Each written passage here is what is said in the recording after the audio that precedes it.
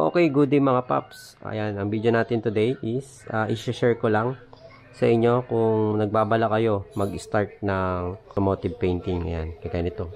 So, bibigay ko sa inyo yung starter pack. Ayan, na kagaya sa akin yung setup ko. Ayan, kung magkano ba siya, magkano lahat ng nagastos ko. Ayan. So, kung gusto nyo mag-start ng small business, ganyan, or maging hobby nyo lang na magpintura, ayan, panoorin nyo lang tong video na to.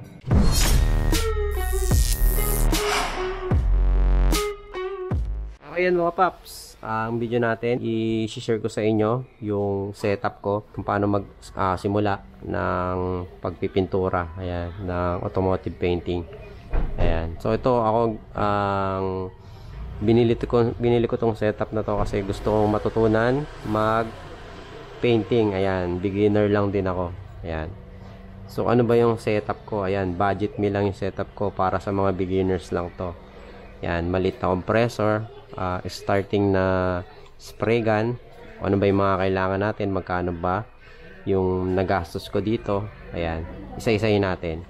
Okay, so kung nagsisimula ka pa lang or gusto mong simulan yung pagpipintura, dun muna tayo sa budget meal, yung kaya lang natin. Kasi hindi naman tayo pro para dun sa mga mamahaling gamit, di ba? Ayan. So, kung gusto mo magsimula, matutunan yung pagpipainting, so ganito yung pinaka setup na low budget. Ayan. So, umpisahan natin sa compressor. Ito, yung compressor ko, 9 liters na Mitsubishi na ano siya, 800 watts. Ayan. Pwede na yan kung magsisimula ka lang ng mga small project like motorcycle, magpipintura ng mga motorcycle. Ayan, mga small panel lang. So ayan, ang presyo nito nasa 3 flash siya. Basta kulang, hindi siya abot ng 4K. Ayan, yung 9 liters na yan, Mitsubishi. Ayan, so pero nabili ko lang siya dahil nabili ko siya ng sale. Nabili ko na lang siya ng mga 2.6 ata yon. So ilalagay ko yun sa description, yung link niyan. So magandang bumili niyan kapag ka naka-sale. For example, 22, 33, 44 yung mga ganon na sale. Ayan, sa Shopee natin nabili yan. Second naman, pagpili ng gun. So syempre, since maliit yung ating compressor, mas maganda gumamit tayo ng maliliit na gun lang kasi konti lang yung kailangan hangin nito. Unlike yung mga ganitong HBLP, ayan. So ito yung una kong barrel. Medyo malakas to sa hangin. Kaya ngayon hindi ko na siya ginagamit. Bumili ako nito. Ito yung bago ko palang bili. Ayan, meron pa akong isa. Yung blue yung una kong binili, then ito yung pangalawa, then ito yung pangatlo, yung bago. So ito pinaka-ideal for beginners kasi pang small panel, bagay na bagay ito kapag gusto mong magpintura lang ng motor. Ito solid to, napaka-solid nito. Ito ay Aurita F3 na mini spray gun. Ayan. Sobrang ganda nito. Ito. Ayan. Itong dalawa yung favorite ko. Ayan, ito yung dati.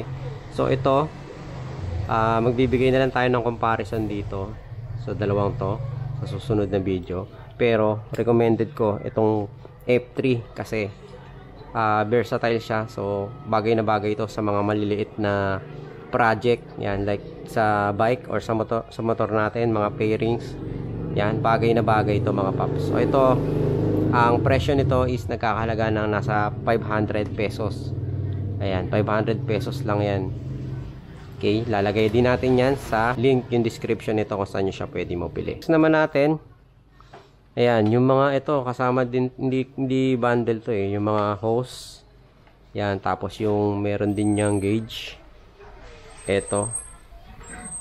Mga nakahiwalay yan. Ito, yung gauge na to, pang ano kasi yan, may kasama na rin niyang pansala. Ayan, then, pwede mo din siyang malimit yung hangin na lumalabas.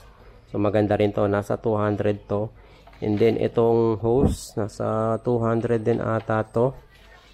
And then, ito, mura lang to, yung panghangin para pwede tayo magpatuyo. Ito, nasa 100 plus lang din. Yan. So, yan yung setup ko ng compressor. Okay. So, ito, 500. Nasa 500 plus. Then, meron din akong ano dito, yung gauge na may filter para yung moist hindi siya makakapasok dun sa pintura natin. So bali dalawa yung aking filter moist, yan, bali dalawa yan para siguradong walang makakapasok na tubig dun sa pipinturahan natin paint. Okay, so ayan, ito nasa 250 ata to. Ayan, kasama na lahat yan. Yan, dito yan, nakaganyan siya. And then magkano naman Pops yung mga pintura? Ayan, kung magsisimula kang magpintura sa mga motor, mga small panel project, ganyan. So meron diyan tatlong klase, di ba? Yung primer, yung pangalawa is yung base coat, then yung pangatlo is yung top coat. Okay, so ito, dito muna tayo sa primer. Ito. So primer na ginagamit natin is Gilder epoxy gray. Ayan. So importante to kapag nag-ano tayo, kumbaga yung bare metal or yung walang pintura na paint, kailangan nito ng primer. Yan. So ito, nagkakahalaga to ng 200 plus to 240, mga ganyan. Hindi siya lalagpas na 250. Mga ganyan yung presyuhan niya. So ito ay 1 litro na, magkasama na yan. Yung ito catalyst, then ito yung primer. Yan. Okay, yung base coat naman mga Pops is pwede kayong bumili ng mga tingi-tingi. Like example, ito 1/4 siya na black. Nabili ko to 200 to 250. Depende yan sa brand. So may mga brand na mahal, may brand na medyo mura. Ayan, ang range niya is nasa 200 to 250. Okay.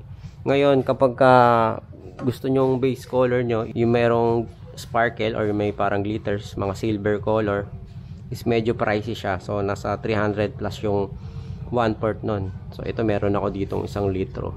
Nabili ko siya na mga 1/1. Okay, so tapos na tayo dyan. So kapag syempre, pag gagamit kayo nyan, meron pa pala yan, nilalagyan pala yan ng catalyst. Okay, yung base coat, catalyst.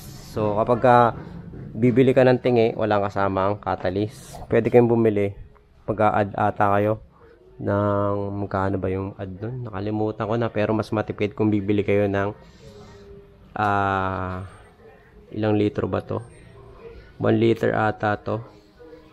Yan, yung ganito, yung isang bote na ganyan, isang lata ng catalyst. So yung catalyst niyan, pwede siyang pang top coat, pwede siyang pang base coat. Okay, so ito ay nagkakahalaga ng range 200 to 230. Ayan, ito 230 itong Ansal lata yung nabili ko.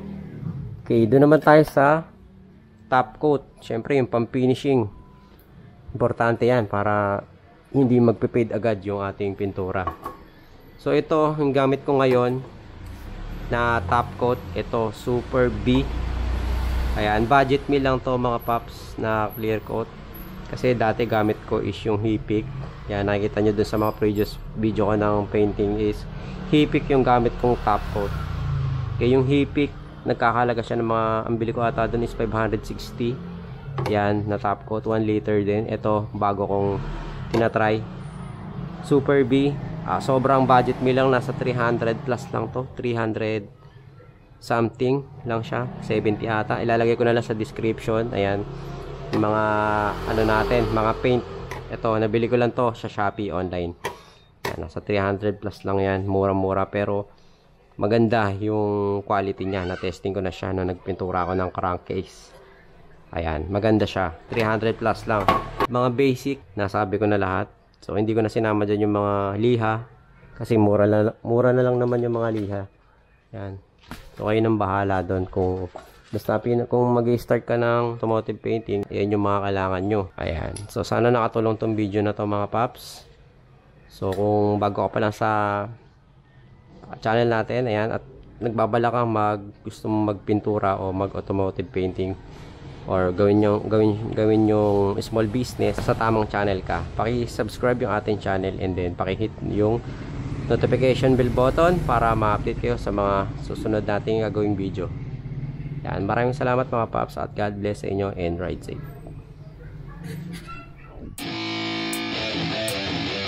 Yeah, let's go. I'm unstoppable, do the impossible. I'm irresponsible, yet I'm phenomenal. I got an arsenal, I'm dropping bombs, you know. No, I'm not stopping, no.